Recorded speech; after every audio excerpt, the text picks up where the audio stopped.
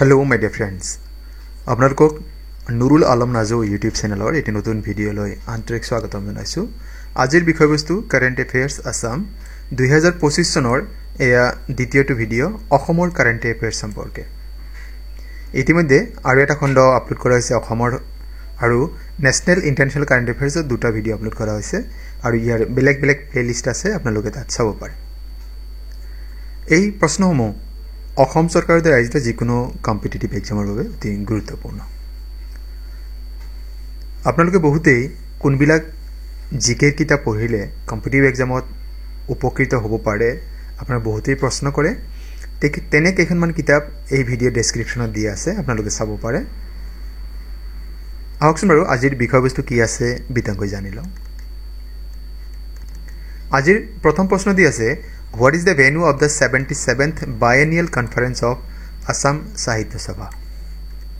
অসম সাহিত্য সভাৰ ৭৭তম দ্বিবাৰ্ষিক অধিৱেশন কোন ঠাইত অনুষ্ঠিত হয়? ইয়াত বিকল্প দি আছে ৰঙিয়া, গোৱালপাৰা, বিশ্বনাথ চাৰিআলি, পাঠশালা, আৰু ইয়াৰ শুদ্ধ উত্তৰ হৈছে অপশ্যন ডি যদি দিয়া আছে পাঠশালা। বজালী জিলাৰ পাঠশালাত সাহিত্য সভাৰ ৭৭তম দ্বিবাৰ্ষিক অধিৱেশন অনুষ্ঠিত হৈছে। 2025 চনৰ 31 জানুৱাৰীত আৰম্ভ হৈ 2025 চনৰ 4 ফেব্ৰুৱাৰীত অসম সাহিত্য সভাৰ ৭৭তম দ্বিবাৰ্ষিক অধিৱেশন সামৰণি পৰিব। এই অধিৱেশন পাঠশালাৰ ভট্টদেৱ ক্ষেত্ৰত অনুষ্ঠিত হৈছে। অসম সাহিত্য সভা সম্পৰ্কে আৰু কেইটামান কথা জানি লওঁ। অসম সাহিত্য সভাৰ প্ৰথম অধিৱেশন অনুষ্ঠিত হৈছিল 1917 চনত শিৱসাগৰ জিলাত, আৰু সাহিত্য সভাৰ প্ৰথমগৰাকী সভাপতি আছিল পদ্মনাথ গোহাঁই বৰুৱা। সাহিত্য সভাৰ প্ৰথমগৰাকী ছেক্ৰেটাৰী আছিল শৰৎ চন্দ্ৰ গোস্বামী, আৰু অসম সাহিত্য সভাৰ প্ৰথমগৰাকী মহিলা সভানেত্ৰী নলিনীবালা দেৱী। আৰু এই যিটো অসম সাহিত্য সভাৰ লগো যদি দেখা পাইছে, এই লগো বা প্ৰতীক চিহ্নটো যুগল দাস তেখেতে অংকন কৰিছিল 1960 চনৰ 28 অক্টোবৰ তাৰিখে। অসম সাহিত্য সভাৰ যিটো মুখ্য কাৰ্যালয় যোৰহাটত অৱস্থিত, আৰু ইয়াৰ নাম হৈছে চন্দ্ৰকান্ত সন্দিকৈ ভৱন। দ্বিতীয় প্ৰশ্ন, how many persons from Assam has been conferred Padma Shri award in 2025? কিমানজন অসমীয়া ব্যক্তিলৈ 2025 চনৰ পদ্মশ্ৰী বঁটা আগবঢ়োৱা হৈছে? ইয়াত বিকল্প যিখিনি দিয়া আছে তাৰ শুদ্ধ বিকল্প হৈছে 2025 চনত অসমৰ 4গৰাকী স্বনামধন্য ব্যক্তিলৈ পদ্মশ্ৰী বঁটা আগবঢ়োৱা হৈছে। এই ব্যক্তিসকল কোন কোন আমি জানি লওঁ। শ্ৰী অনিল কুমাৰ বড়ো, তেখেত লিটাৰেচাৰ এণ্ড এডুকেশ্যন এই ক্ষেত্ৰত তেখেতে পদ্মশ্ৰী বঁটা লাভ কৰিছে। শ্ৰীমতী গীতা উপাধ্যায়, তেখেতেও একেটা বিষয়তে লিটাৰেচাৰ এণ্ড এডুকেশ্যনত পাইছে। শ্ৰী জৈনাচৰণ বথাৰী, তেখেত আৰ্ট কলা শাখাত পাইছে, আৰু শ্ৰী ৰেৱকান্ত মহন্ত, তেখেতেও আৰ্ট এই শাখাত পদ্মশ্ৰী বঁটা লাভ কৰিছে 2025 চনৰ বাবে। পৰৱৰ্তী প্ৰশ্ন, name the Assamese who has been conferred the Padma Bhushan award 2025? অসমৰ কোনগৰাকী ব্যক্তিলৈ 2025 চনৰ পদ্মভূষণ বঁটা আগবঢ়োৱা হৈছে? ইয়াত দিয়া বিকল্পসমূহৰ শুদ্ধ বিকল্প হৈছে যতীন গোস্বামী। অপশ্যন চি আমাৰ কাৰণে শুদ্ধ উত্তৰ। আপোনালোকে এটি প্ৰশ্নৰ উত্তৰ মোক জনাব, যতীন গোস্বামী এই ব্যক্তিগৰাকী অসমৰ কোনটো বিষয়ৰ লগত জড়িত, বা তেখেত কোনটো বিষয়ক অধিক জনপ্ৰিয় কৰাত তেখেতৰ এক বিশিষ্ট অৱদান আছে? পৰৱৰ্তী প্ৰশ্ন, who has been elected as the new president of Assam Sahitya Sabha? Assam সাহিত্য সভাৰ নতুন সভাপতি হিচাপে কোন নিৰ্বাচিত হৈছে? ইয়াত দিয়া বিকল্পসমূহৰ শুদ্ধ বিকল্প হ'ব doctor Basanta Kumar Goswami. Option A আমাৰ কাৰণে শুদ্ধ উত্তৰ হয়। Question number 5. The budget session of 2025-26 of Assam Legislative Assembly will start from? Assam বিধানসভাৰ 2025-26 বৰ্ষৰ বাজেট অধিৱেশন কেতিয়া আৰম্ভ হ'ব? ইয়াত দিয়া বিকল্পসমূহৰ শুদ্ধ বিকল্প হৈছে ফেব্ৰুৱাৰী 17, 2025। 2025 চনৰ 17 ফেব্ৰুৱাৰীত অসম বিধানসভাৰ 2025-26 বৰ্ষৰ বাজেট অধিৱেশন আৰম্ভ হ'ব, আৰু এই অধিৱেশন 2025 চনৰ 25 মাৰ্চ তাৰিখলৈকে চলি থাকিব, আৰু এইবাৰ বাজেট ছেশ্যনৰ শুভাৰম্ভ হ'ব কোকৰাঝাৰ জিলাত। Question number 6. Name the biographical novel on Birubala Rava recently released. শেহতীয়াকৈ প্ৰকাশিত বিৰুবালা ৰাভাৰ ওপৰত জীৱনীমূলক উপন্যাসখনৰ নাম কি? মানে বিৰুবালাৰ জীৱনৰ কেন্দ্ৰ কৰি যিখন উপন্যাস লিখা হৈছে সেই উপন্যাসখনৰ নাম কি ইয়াত যিখিনি বিকল্প আমাক দি আছে Birubala the pride of Assam Birubala the unsung heroine Agniprabha ওপৰৰ এটাও নহয় ইয়াৰ শুদ্ধ উত্তৰ হৈছে অপশ্যন চি অগ্নিপ্ৰভা এই উপন্যাসখন বিৰুবালাৰ জীৱনৰ কেন্দ্ৰ কৰি লিখা হৈছে আমি নিশ্চয় জানো তেখেত এগৰাকী অসমত ডাইনী হত্যাৰ বিৰুদ্ধে বা অসমৰ কুসংস্কাৰ বিৰোধী আন্দোলনত তেখেতে এগৰাকী অগ্ৰণী ভূমিকা পালন কৰি আছিল এই গ্ৰন্থখনৰ লেখিকা উপন্যাসখনৰ লেখিকা হৈছে Minati Das Question number 7 Who has been recently awarded the Veer Pangrao Award শেহতীয়াকৈ কোনগৰাকী ব্যক্তিক বীৰ পাংৰাও বঁটা প্ৰদান কৰা হৈছে মানস ৰবিন অংগৰাগ পাপন মহন্ত ৰাজীৱ হদিয়া জিতুল সোণোৱাল শুদ্ধ উত্তৰটো হৈছে অপশ্যন চি ৰাজীৱ হদিয়া এইগৰাকী ব্যক্তিক মৰণোত্তৰভাৱে বীৰ পাংৰাও বঁটা প্ৰদান কৰা হৈছে এইগৰাকী হৈছে ৰাজীৱ হদিয়া আৰু তেখেতক মৰণোত্তৰভাৱে এই বঁটা প্ৰদান কৰা হৈছে তেখেতক এই বঁটা 2025 চনৰ 30 জানুৱাৰীতে প্ৰদান কৰা হয় ৰাজীৱ হদিয়া 2025 চনৰ 13 জানুৱাৰী তাৰিখে তেখেতে মৃত্যুবৰণ কৰিছিল Who has been awarded Sahityacharya Atul Chandra Hazarika award 2024 কোনগৰাকী ব্যক্তিক 2024 বৰ্ষৰ সাহিত্যাচাৰ্য অতুল চন্দ্ৰ হাজৰিকা বঁটা প্ৰদান কৰা হৈছে ইয়াতে বিকল্পসমূহৰ শুদ্ধ বিকল্প হৈছে হীৰা নিউ অপশ্যন বি আমাৰ কাৰণে শুদ্ধ উত্তৰ হয়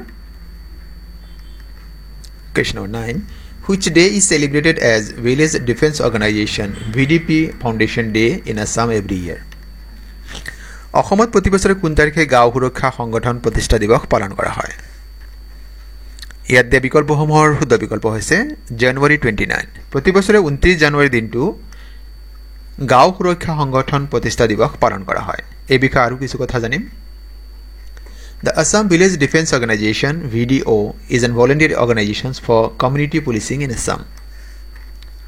It was established in 1949 by late Harinarayan Borua in Jorhat district in order to protect remote villages from anti-social activities since there was a shortage of manpower in police force back then. গাঁওখনক সুৰক্ষা দিবৰ কাৰণে বা যিখিনি অসামাজিক কাৰ্যকলাপ প্ৰতিৰোধ কৰাৰ বাবে যোৰহাট জিলাত 1949 চনত স্বৰ্গীয় হৰিনাৰায়ণ বৰুৱাই এই ভিলেজ ডিফেন্স অৰ্গেনাইজেশ্যন গঠন কৰিছিল যি সময়ত তাৰ যিখিনি দূৰণিবৰীয়া ঠাই য'ত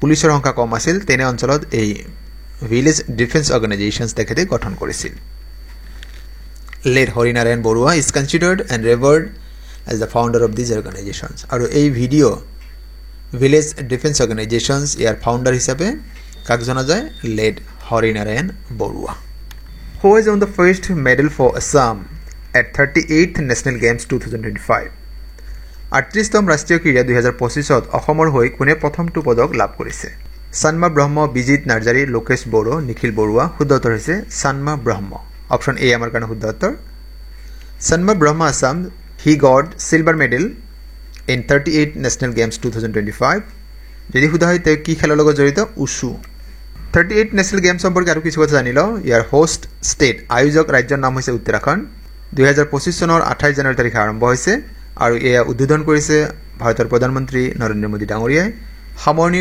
অনুষ্ঠান হ'ব 14 ফেব্ৰুৱাৰী 2025 তাৰিখে আৰু এই 38 নেশ্যনেল গেমছ ইয়াৰ মাস্কট হৈছে মৌলি আৰু ই হৈছে উত্তৰাখণ্ডৰ ৰাজ্যিক চৰাই হয় ৰাজ্যিক পক্ষী ষ্টেট বাৰ্ড অফ উত্তৰাখণ্ড এয়া আপুনি ছবি দেখা পাইছে এয়া হৈছে লোগো এইটো হৈছে মাস্কট হয় 38 নেশ্যনেল গেমছৰ আমি নিশ্চয় সকলো জানো যে অসমে 2007 চনত ৰাষ্ট্ৰীয় গেমছৰ আয়োজন কৰিছিল name the Assamese girl who has won the Miss India Poland 2024 title অসমৰ কোনগৰাকী ছোৱালীয়ে মিছ ইণ্ডিয়া পোলেণ্ড 2024 খিতাপ লাভ কৰিছে ইয়াত দিয়া বিকল্পসমূহৰ শুদ্ধ বিকল্প হ'ব অনুৰাধা ৰয় অপশ্যন এ আমাৰ কাৰণে শুদ্ধ উত্তৰ হয় Question number 12 Which day is celebrated as Madam Mefi in Assam every year? অসমত প্ৰতি বছৰে কোন তাৰিখে মেডাম মেফি দিৱস পালন কৰা হয় ইয়াৰ শুদ্ধ বিকল্প হৈছে জানুৱাৰী 31 31 জানুৱাৰী দিনটো প্ৰতি বছৰে মেডাম মেফি দিৱস পালন কৰা হয় অন্য ধৰণে কেতিয়াবা প্ৰশ্ন দিব পাৰে যে মেডাম মেফি দিৱসৰ সৈতে অসমৰ কোন জনগোষ্ঠী জড়িত তেতিয়া হ'ব আহোম জনগোষ্ঠী madam Mephi is a festival celebrated by the Ahom people of Assam on January 31 every year It is a day to honor the ancestors and remember their contributions to the society.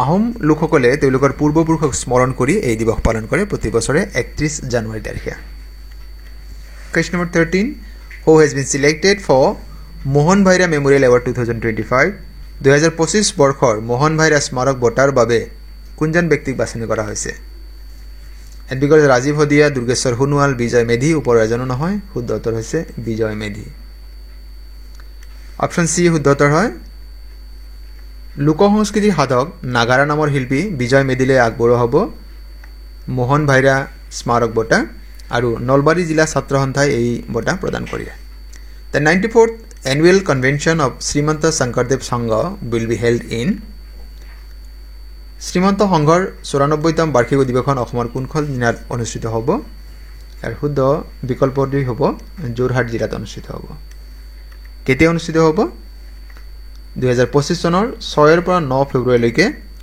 আৰু ক'ত হ'ব বৈষ্ণৱ পণ্ডিত Sonaram Chutia ground যোৰহাটৰ পৰৱৰ্তী প্ৰশ্ন The 64th annual conference of Bodo Sahitya Sabha was held in Bodo Sahityabar 64তম অধিৱেশন কোন ঠাইত অনুষ্ঠিত হৈছিল ইয়াত বিকল্প দিছে ডিমাকুছি উদালগুৰি কামৰূপ মহানগৰ বকো কামৰূপ মহানগৰ তেজপুৰ শোণিতপুৰ টিয়ক যোৰহাট ইয়াৰ শুদ্ধ উত্তৰ হৈছে ডিমাকুছি উদালগুৰি